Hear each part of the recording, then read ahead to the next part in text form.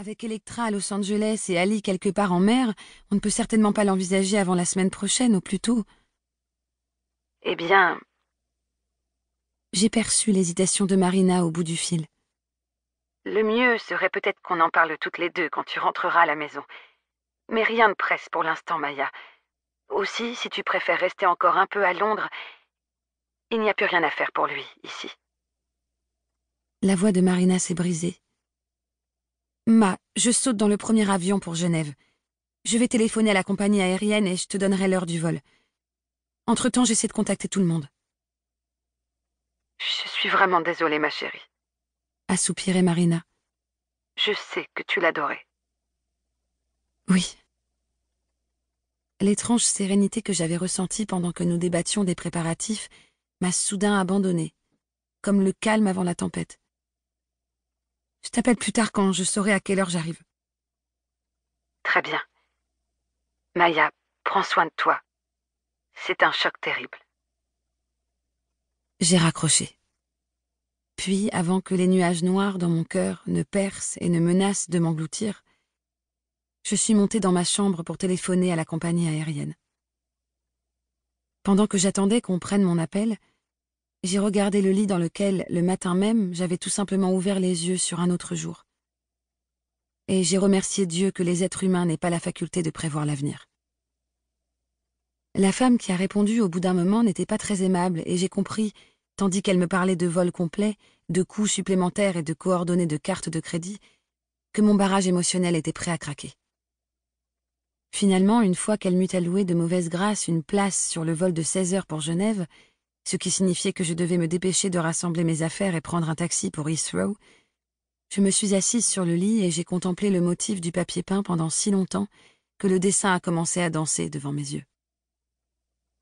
Voilà. Il est parti. Ai-je murmuré. Parti pour toujours. Je ne le reverrai plus jamais. Je m'attendais tellement à éclater en sanglots à cause de ces paroles prononcées tout haut que j'ai été surprise qu'il ne se passe rien. Et je suis restée là, immobile, hébétée, mais la tête toujours pleine de détails pratiques. À l'idée d'appeler mes sœurs, toutes les 5, j'étais terrifiée. Laquelle prévenir en premier? J'ai pris en compte tout un éventail de paramètres et la réponse n'a pas tardé à s'imposer. Tiggy, bien sûr. La seconde plus jeune de la fratrie, celle dont je me sentais la plus proche. Les doigts tremblants sur mon téléphone, j'ai fait défiler les numéros jusqu'au sien. En entendant sa messagerie vocale, j'ai bafouillé quelques mots confus lui demandant de me rappeler d'urgence.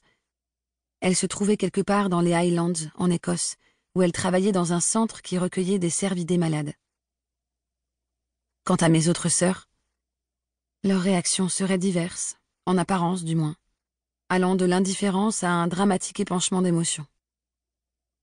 Ne sachant pas trop de quel côté je basculerais sur l'échelle du chagrin quand je leur parlerais, j'ai choisi la lâcheté et je leur ai envoyé un texto à chacune, les priant de me contacter le plus vite possible. Je me suis ensuite dépêchée de faire mon sac et je suis descendue à la cuisine où j'ai laissé un mot à Jenny, lui expliquant pourquoi j'avais dû partir.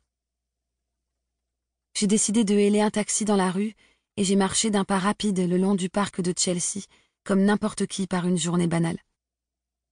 Je crois que j'ai même salué quelqu'un qui promenait son chien et que je lui ai souri. Personne ne pourrait deviner ce qui m'arrive, me suis-je dit en montant dans le taxi que j'ai réussi à arrêter sur King's Road, où le trafic était intense. J'ai indiqué au chauffeur l'aéroport d'Heathrow. Non, personne n'aurait pu deviner. 5 heures plus tard, alors que le soleil descendait tranquillement sur le lac de Genève, je suis arrivée à notre ponton privé pour la dernière étape de mon voyage. Christian m'attendait déjà dans la vedette. À son regard, j'ai compris qu'il savait.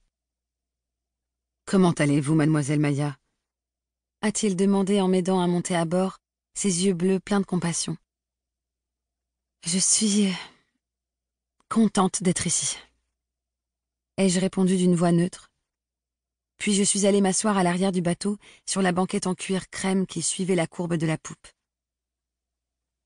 En temps normal, je m'installais à l'avant, à côté de Christian, pour fendre les eaux calmes.